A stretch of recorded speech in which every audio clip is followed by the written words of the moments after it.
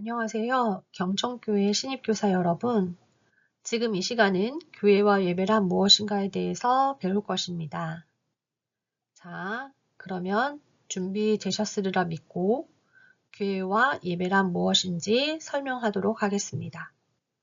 교사는 단순히 지식을 전달하는 테크니션이 아니라 교회라는 신앙 공동체의 정체성을 다음 세대에 전수하는 사람입니다.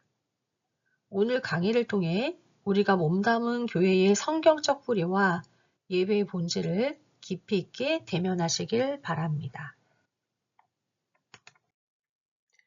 강의는 크게 두 축으로 진행됩니다. 제4과에서는 교회의 성경적 역사적 이해를 통해 교회의 4대 정체성을 정립할 것이고, 제5과에서는 예배가 단순한 의식이 아닌 하나님과의 실존적 만남임을 다룰 것입니다.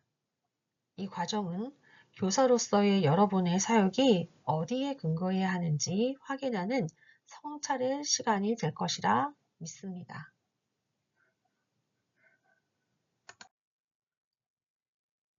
질문 하나를 드리겠습니다. 여러분에게 교회는 어떠한 곳입니까? 내 필요를 채우는 나의 교회인지, 아니면 하나님의 뜻이 실현되는 주의 교회인지요? 우리가 가진 주관적인 느낌을 잠시 내려놓고 성경이 선포하는 교회의 본질이 무엇인지 오늘 함께 살펴보도록 하겠습니다.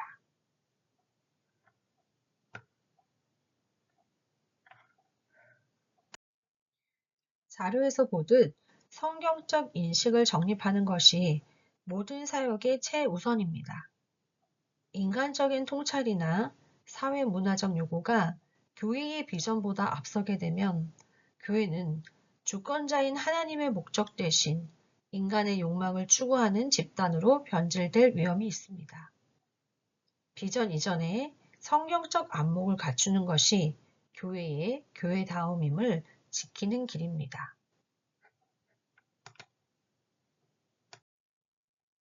다시 강조하지만 성경적 비전이 구체적인 사역 계획보다 선행되어야 합니다. 인간의 목적이 앞서면 교회는 변질되고 맙니다. 우리의 교회가 아니라 주의 교회로 머물기 위해서는 모든 프로그램과 조직이 성경적 정체성이라는 뿌리에서 나와야 합니다. 여러분의 밤 목회 계획 역시 이 순서를 따라야 합니다. 교회 역사를 살피는 이유는 우리의 신앙이 주관적인 독단에 빠지지 않게 하기 위함입니다. 역사는 보편성과 객관성을 확보해주는 정체성의 거울입니다. 과거 믿음의 선배들이 교회를 지키기 위해 어떤 고백을 해왔는지 알 때 우리는 현재의 위기를 돌파할 지혜와 안목을 얻을 수 있는 것입니다. 381년 니케아 신조는 교회의 본질을 4가지로 규정합니다. 성령 안에서 하나인 통일성, 그리스도의 은총으로 구별된 거룩성, 시공간을 초월해 모든 성도를 포함하는 보편성, 그리고 사도의 가르침 위에 서 있는 사도성입니다. 이 4가지는 교회가 흔들리지 않게 잡아주는 신학적 기둥입니다. 사도적 전승은 단순히 전통을 지키는 것이 아닙니다. 복음의 올바른 해석인 캐리그마, 선포, 은혜의 통로인 레이투르기아 성례, 영적 유대인 코이노니아 교제, 사랑의 실천인 디아코니아 봉사, 그리고 이 모든 것을 계승하는 전수가 포함됩니다. 여러분의 가르침은 바로 이 거룩한 전승의 계보를 잇는 사역입니다. 개혁교회는 완성된 형태가 아닙니다. 개혁된 교회는 항상 개혁되어야 한다는 원리처럼 끊임없이 말씀의 거울 앞에 자신을 비추어 갱신되어야 합니다. 이는 전통을 파괴하는 것이 아니라 본질에서 벗어난 인간적인 요소들을 걷어내고 다시 복음으로 돌아가려는 치열한 성찰의 과정입니다. 종교개혁자들은 교회를 모든 신자의 어머니로 묘사했습니다. 어머니가 태중에서 아이를 잉태하고 젖을 먹여 기르듯이 교회는 성도를 영적으로 탄생시키고 장성한 분량에 이르기까지 돌보는 양육의 품입니다. 우리 아이들에게 교회는 세상이 줄 수 없는 따뜻한 영적 모성의 공간이 되어야 합니다.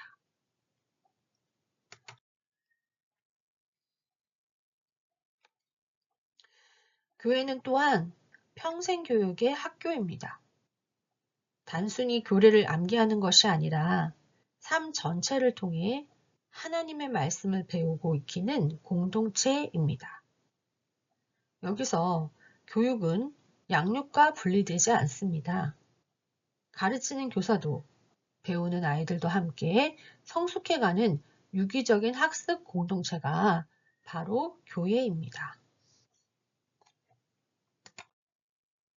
교회는 그리스도를 머리로 하는 유기적 생명 공동체입니다. 각 지체는 서로 다른 은사를 가졌지만 머리이신 그리스도의 통제 아래 긴밀히 연결되어 있습니다. 한 지체의 아픔이 공동체 전체의 아픔이 되는 이 신비로운 연합이야말로 세상의 조직과 구별되는 교회의 가장 독특한 본질이죠.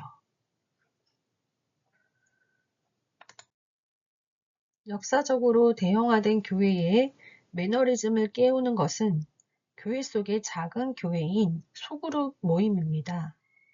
경건주의 운동이나 웨슬리의 속회처럼 소수의 성도가 깊이 있게 삶을 나누고 경건을 훈련할 때 교회 전체의 영적 생명력이 수혈됩니다. 여러분의 반이 바로 그 갱신의 발원지입니다.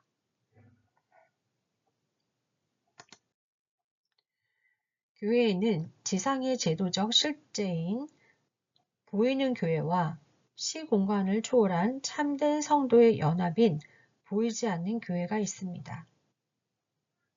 제도는 신앙을 담는 그릇입니다. 우리는 건물을 넘어선 영적 실체를 바라보되 동시에 눈에 보이는 공동체를 통해서도 하나님의 임재를 구체적으로 경험해야 합니다.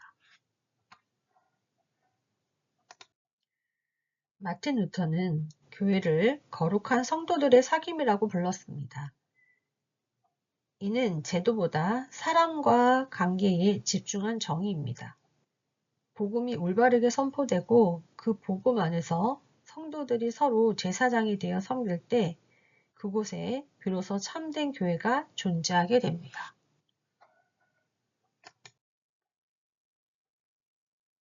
교회는 세상으로부터 부르심을 받은 자들이자 다시 세상 속으로 보냄을 받은 하나님 나라의 백성입니다. 이 두 방향성이 균형을 이룰 때 교회는 건강합니다. 우리 아이들이 교회 안에서만 거룩한 것이 아니라 삶의 현장에서도 하나님 나라의 통치를 증거하도록 가르쳐야 합니다. 교회의 사명은 예배에서 시작해 교육과 교제를 거쳐 봉사로 완성됩니다. 예배를 통해 하나님을 대면하고 교육을 통해 그 뜻을 배우며 교제를 통해 사랑을 나누고 마침내 세상을 향한 섬김으로 나아가는 것입니다. 이 중 어느 하나라도 결핍되면 교회는 그 기능을 온전히 수행할 수 없습니다. 우리가 마주한 미래는 과학기술이 지배하고 효율성이 최고의 가치가 된 시대입니다. 정보는 넘치지만 절대적인 진리는 부정되는 포스트 모던의 파도가 거셉니다. 이러한 환경은 아이들의 신앙 형성에 강력한 도전이 되며 우리에게 더 전문적인 그리고 본질적인 대응을 요구합니다. 물질적 풍요와 편리함 뒤에는 생태계 파괴, 인간성 상실, 그리고 극심한 영적 공허가 숨어 있습니다. 관계는 파편화되고 아이들은 소속감을 잃어버렸습니다. 이러한 시대적 위기는 역설적으로 교회가 참된 안식처이자 의미의 공급처가 되어야 함을 시사합니다. 미래 위기 앞에서 교회의 대안은 오직 본질로 돌아가는 교육뿐입니다. 미혹의 시대에 아이들이 거짓 진리에 휩쓸리지 않도록 성경적 분별력을 길러주는 파수꾼이 되어야 합니다. 여러분의 헌신이 미래 세대를 소망의 공동체로 세워나가는 밑거름이 될 것이기 때문입니다. 교회의 여러 사명 중 교육이 왜 최우선이 되어야 할까요? 그것은 교육이 교회의 교회다움을 유지하는 성찰의 과정이기 때문입니다. 단순히 지식을 전달하는 것을 넘어 성경적 안목을 정립하지 못하면 교회는 사회 문화적 요구에 휩쓸려 우리의 교회로 변질될 수 있습니다. 교사 여러분, 교회의 정체성을 파수하는 가장 중요한 사역의 현장에 우리들이 있는 것입니다.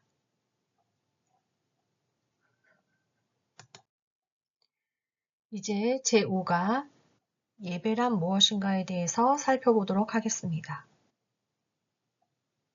예배의 본질로 들어갑니다. 예배는 교회가 존재하는 가장 궁극적인 목적입니다. 우리가 사역을 하고 봉사를 하는 모든 에너지는 바로 이 예배를 통해 공급받는 생명력에서 생깁니다. 이제 예배의 정의로부터 하나씩 짚어보겠습니다. 예배를 정의할 때 가장 중요한 키워드는 주도권입니다. 예배는 인간의 의지로 시작되는 것이 아니라 하나님이 먼저 우리를 부르시는 은혜의 초대입니다. 우리는 그분의 초대를 깨닫고 전인격적으로 화답하는 것이죠. 즉, 예배는 하나님과 우리 사이의 인격적인 소통이자 거룩한 만남의 사건입니다. 예배는 우리 신앙의 동력이 됩니다. 세상 속에서 그리스도인으로 살아갈 힘을 얻는 영적 무장의 시간이자 죄로 상처난 우리 마음을 하나님 앞에 털어놓고 용서받는 고백과 회복의 자리입니다. 예배를 통해 우리는 비로소 다시 일어설 영적인 에너지를 회복하게 됩니다. 성경 속 예배자들을 한번 우리가 살펴보면 모세는 떨기나무 불꽃 가운데에서, 이사야는 성전의 영광 가운데에서 하나님을 만났습니다.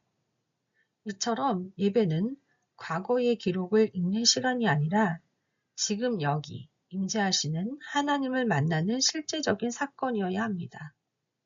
우리 아이들이 이 생생한 만남을 경험하도록 돕는 것이 교사의 역할입니다. 예수님은 예배를 파괴하신 분이 아니라 변질된 형식을 깨고 본질을 회복시킨 개혁자이십니다. 짐승의 피나 화려한 제사보다 중요한 것은 하나님 중심의 마음임을 강조하셨습니다. 예수님이 가르쳐 주신 예배는 모든 위선과 외식을 벗어던지고 하나님께만 집중하는 진실한 예배였습니다.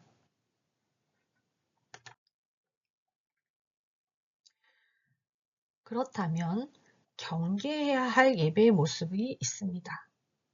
바로 율법적 예배입니다. 이는 하나님보다 인간의 감정이나 규칙에 초점을 맞춥니다. 안 가면 벌을 받을 것 같아서 드리는 의무적인 예배가 있고요. 죄책감에 눌린 예배도 있습니다.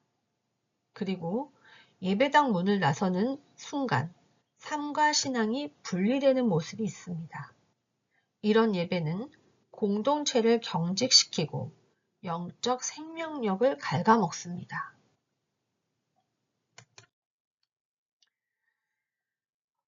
반대로 우리가 지향해야 할 복음적 예배는 은혜 안에서의 자유가 있습니다.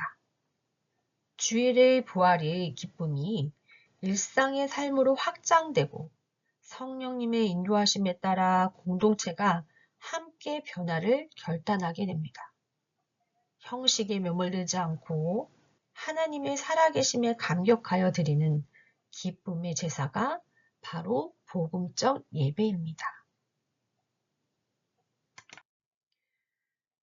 참된 예배는 주일에 완성되는 것이 아니라 월요일부터 다시 시작됩니다. 주일 예배를 통해 확인한 부활의 소망을 평일의 삶에서 실천하는 것이죠. 현재 우리가 마주한 고민과 고난에 응답하시는 하나님을 일상에서 만날 때 우리의 삶 자체가 하나님이 기뻐하시는 거룩한 산 제물이 됩니다. 자, 마지막으로 적용해 보겠습니다.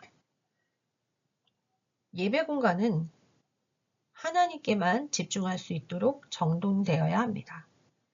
무엇보다 교사는 아이들을 감시하는 감독자가 아니라 그 자리에서 가장 큰 은혜를 누리는 최고의 수혜자이자 솔직한 예배자가 되어야 합니다. 아이들이 훈계하는 기도가 아니라 하나님 앞에 선 나 한 사람, 즉 한 사람의 예배자로서 고백을 드릴 때 아이들은 교사의 뒷모습을 보고 예배를 배우게 됩니다.